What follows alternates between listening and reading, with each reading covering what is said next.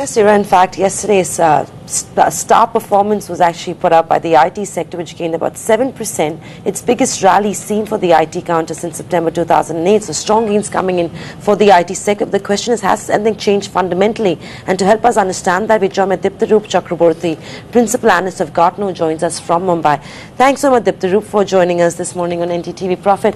Diptarup, just to get started, it was only about a week or so ago that the Gartner put out a report saying IT spending is expected to be down by about 6%. Stock market clearly ignoring that, and we've seen a decent rally coming up with stellar performances from TCS and Infosys. So how does it look for the IT sector?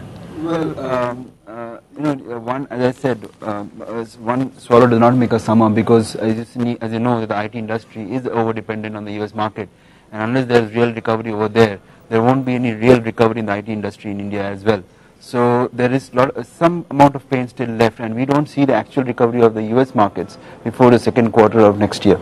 So there would be certain certain companies which will do better than the other companies, but the overall industry perhaps won't recover so fast. All right, but if you look at some of the sort of news flow coming in, especially from these top managements, there are two things that have been positive. One, the pricing pressures have not been as intense as some people had anticipated. Secondly, if you look at the cost-cutting drive that a lot of these US-based companies are on, that seems to be turning out to be a bit of a positive for the offshoring model. So those two adding a little bit of cheer, perhaps? Yes, see, again, let's not bracket all the companies together. Cost-cutting pressures for the large companies, this big six, is obviously subsided. They don't face so much as today.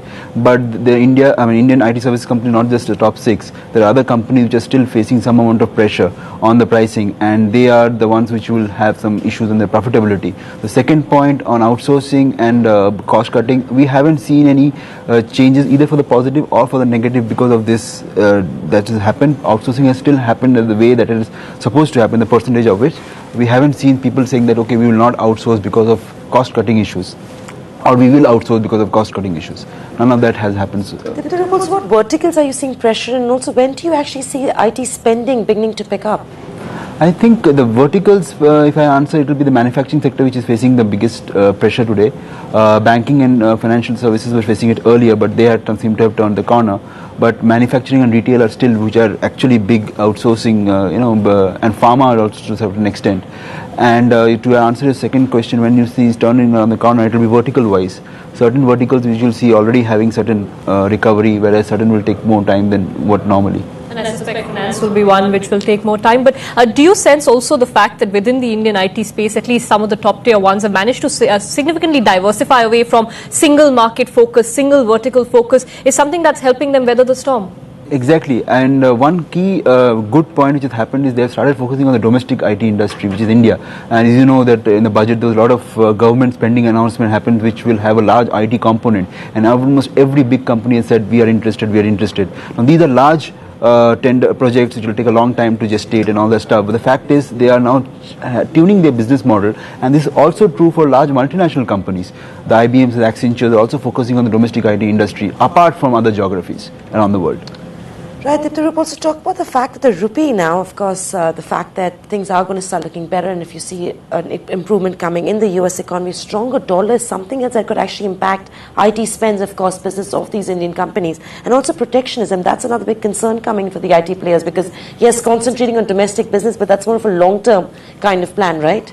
Yes, banking too much on the rupee dollar advantage is going to be a short-term gain, because we had come to a situation when it was 39 or 38 last year and people were their hands up. Today it is at 49 approximately, and people are saying they're hedging their bets and so on and so forth.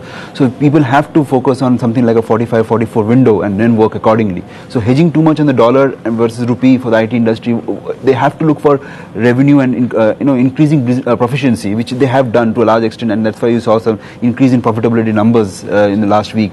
To answer the second question, we are seeing that people are focusing more like there's the demand for greater skill sets in different diversified areas, which was perhaps missing earlier. That exactly is. I mean, if you spin it forward and you talk about some of the strategies that these IT companies need to adopt to beat the downturn at this point in time. I mean, right now we're talking about maintaining your client base, about, pricing pressures. But if you have to grow further, you have to talk about further client acquisition, new business. What kind of strategies at this stage of the business cycle make sense?